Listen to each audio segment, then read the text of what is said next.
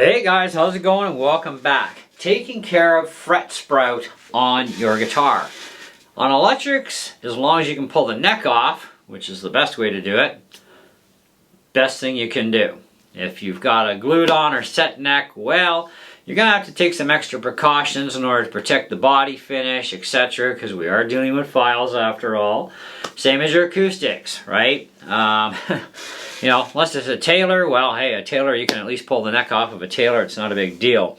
It's too easy. But anyways, so what you're going to need is some basic tools here. You're going to need some crowning files. You're going to need one of these fret end files, maybe. Sanding block, or 1500 grit sandpaper is technically the best solution. This you got to use very gingerly. Do not get it over top of your frets because you will mess them up bad. This is just to very gingerly touch the edges only, okay?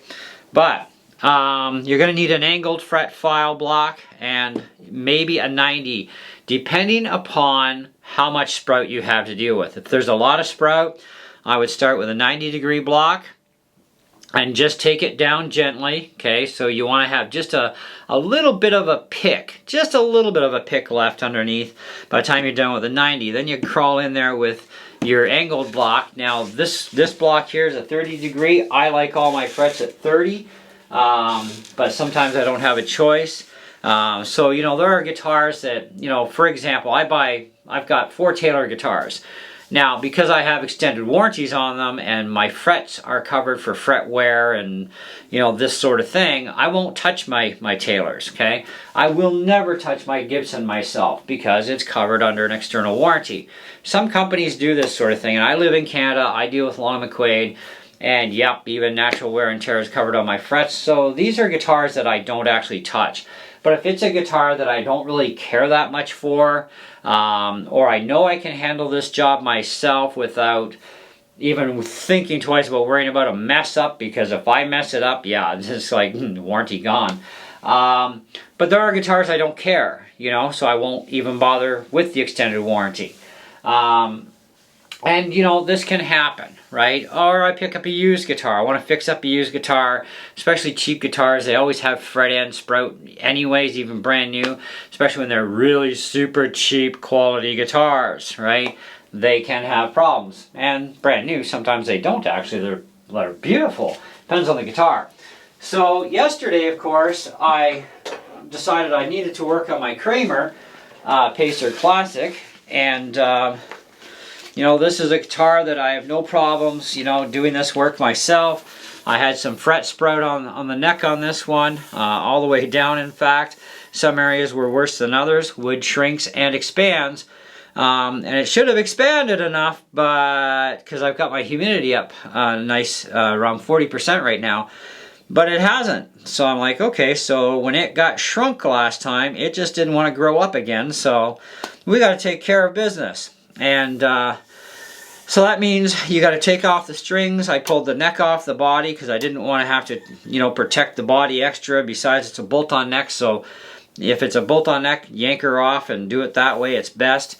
I have a few other tools that I just couldn't fit into frame that I use, but I will do a video of all the tools that you're going to need if you want to do all of your own work, period, on your guitars. And, you know, as far as, you know, the basic maintenance and stuff goes, and, you know, some mod work type of thing.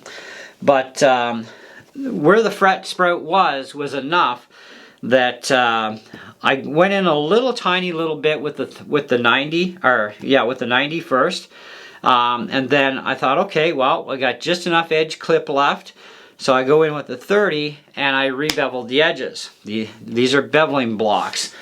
They go under other names too. It kind of depends on what manufacturer calls them. Some of them call it a bevel block, you know, that sort of thing. But it's one company here, Muspur, calls it a fret crowning block. Well, it's not a fret crowning tool. It's a beveling block. It's to bevel the edges in, okay? I find 30 is nice because it's not too tall, right? But it's also not too caved inward. You know, the higher the degree, that you go with, it's going to cause some weird stuff, right? So I went with 30, and it seems to work best, and I've used 30 on a lot of guitars that I've bought that I didn't have to worry about warranties about. Stuff I do have the warranties, like I said, I don't touch. I'll let them screw around with it instead of me, and besides, it's covered, so why not? Let somebody else do the work. But I do buy a lot of used gear that I don't have extra coverage on, or I'll buy used stuff off Marketplace for fixer-upper projects, and fix them up, make them beautiful, and flip them, and make a little bit of money, right?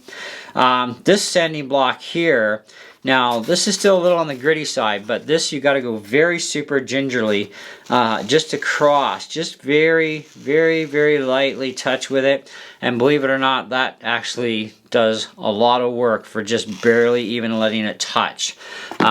You're better off though with 1500 grit if you're not experienced with these blocks.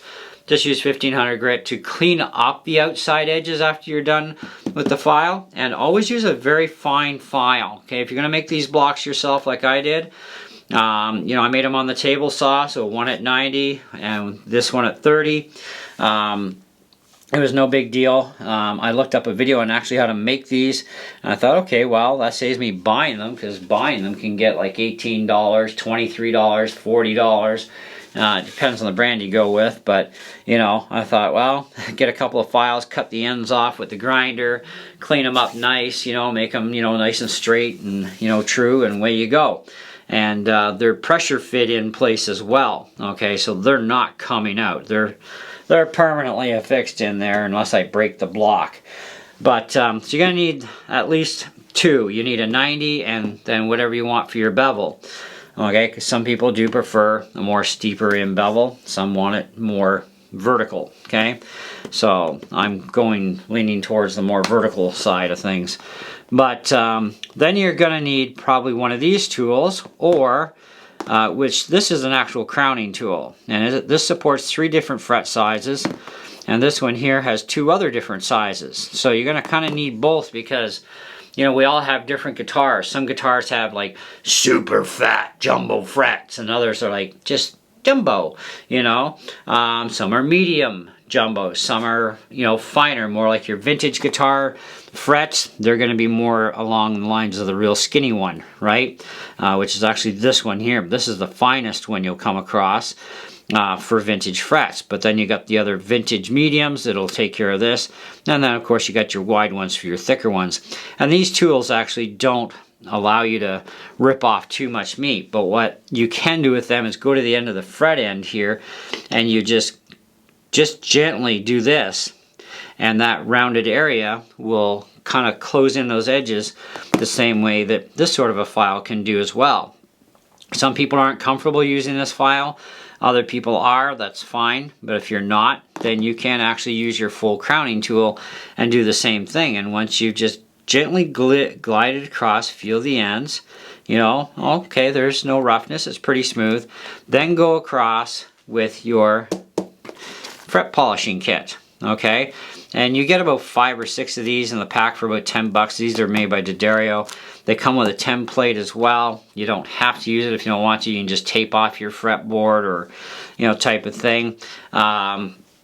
Or they also have metal ones. I also have the metal ones as well, so it protects the fretboard area when I'm using this, because you're adding pressure with this. Okay, you're putting a fair amount of pressure, and you're pushing back and forth, and you're cleaning up those frets and polishing, make them very shiny, very smooth, nice mirror finish. And wow, what a difference in string bending, never mind just playing, period. It's so much nicer with nice polished frets, I'll tell you. Because some frets can be a little rough. They might look smooth, but really they have some roughness to them. You'll find maybe bending strings, it's a little gritty on your guitar.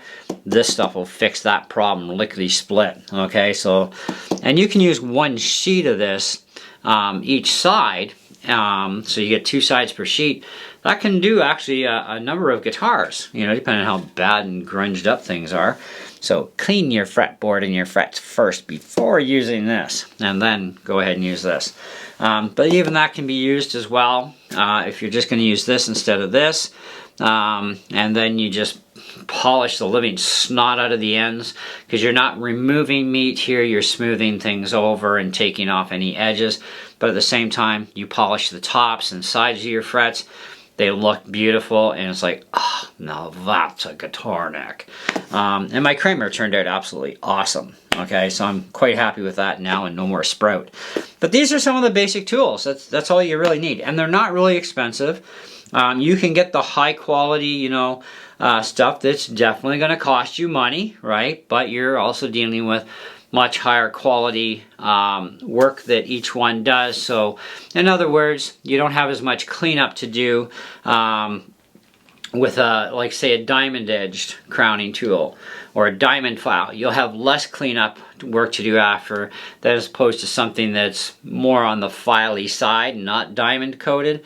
But the diamond ones, they do wear out fast, and they're freaking expensive. They do a great job, but yeah, you're not going to get too many guitar recrowns out of a diamond file. So, you know, but you're going to get nice work either way, and you're still having to use this regardless, even with a diamond file, to finish everything. So I went on the little bit cheaper route, and it worked out. Like this I got from like Home Hardware, and I just shaved off the one edge top, and because I'm only using this edge and this edge. You know, if you've seen these used on YouTube videos, guys are showing you how to just, you know, round the edges, you know, kind of thing, and you got to have that smooth area, you know.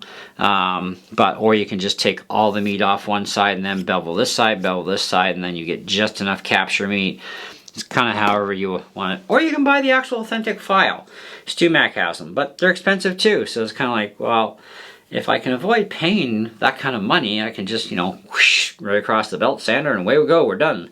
You know, and that's kind of what I did here. You know, I didn't buy the authentic blocks, but I made sure that these blocks were perfectly flat, so I wouldn't have any ripple problems or anything, or unevenness. And you know, then I sliced them, and you know, I maintained the blocks so they stay good, and away we go. You know, and so that's pretty much about what you need for taking care of sprout.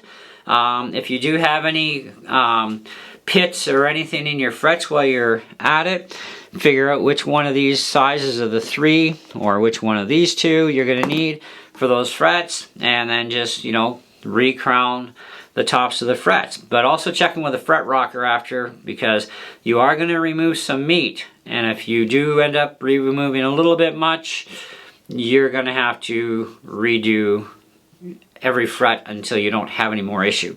Okay, so be very careful when using one of these tools. Okay, these are great for when you're doing a full recrown and stuff, and they're great for just the very ends. I prefer this actually over this file for doing my ends with. So, and then I clean it all up with this, or maybe a little bit of this. It kind of depends on, you know, the frets and everything else, right? Or I'll use 1500 grit paper, but I ran out, so I thought, well, I'm gonna try this out.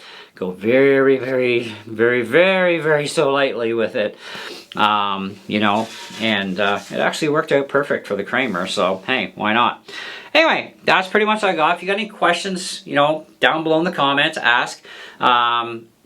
I'm thinking about doing a video on like all the main tools you need, which will take care of doing a refret, at least on electric guitars, and probably your acoustics, other than I don't have the clamp system that pro shops use for guitars where you can't remove the neck on the acoustic. So I don't have that stuff, and besides, if I get to that point on a guitar, it's kind of like I'll send it in to have done. You know, there's only so much I want to really do, if you know what I mean. But I will definitely refret any guitar I can pull the neck off of, or if it's a set neck or glued neck like on an electric, yeah, I'll refret that. You know, so that's not an issue. I prefer it though when you can pull the neck off. It's so much easier to refret when the neck is off the guitar. It's so much less hassle. And I've got the necessary tools for doing full refrets, and I've done it and turned out great. So hey, you know what? Works. So the more work you can do yourself, the more money you can save. So the expense is not that bad, but the expense goes depending on how much work you want to really do. If you don't want to get into refretting, there will be tools you will absolutely not need to do, okay, to buy. But to do all your basic stuff yourself, yeah, there's some stuff. But anyways, that's all I got for you on this one. So again, comments below, and thanks for watching. We'll catch you on the next video. See ya.